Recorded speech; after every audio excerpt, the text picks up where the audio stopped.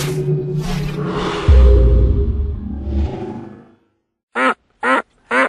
guys, I'm Pete the Duck, and welcome to Forge with Pete. Today we're going to do things a little bit differently because you guys might be watching these episodes and thinking, that's kind of cool, but I would never ever make something like that myself.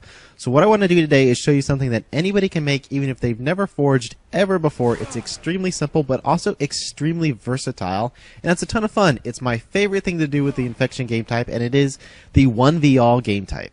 Alright, we're going to start out in Forge mode today. I'm going to show you all that you need to make this kind of game type. First off, you need 15 blue respawn points, 1 red respawn point, 1 hill marker with the Infection Haven object label. We're using Infection. We're not going to use a Haven, but you're required to have a Haven present on the map when you use Infection.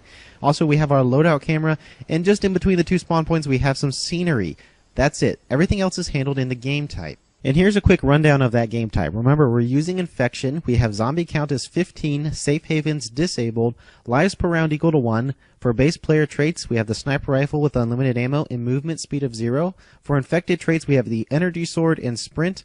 We also have turned off all the loadouts in the game, and when you put all that together, we have one player that's stuck stationary with a sniper rifle versus up to 15 other players that all have swords, and that's it. It's one versus all.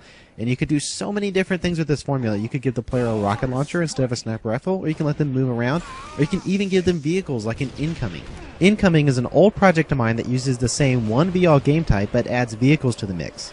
Players have to dodge the rockets as they drive, and if they reach the end, they can press a landmine button that causes a chain reaction and blows up the player in the rocket hog.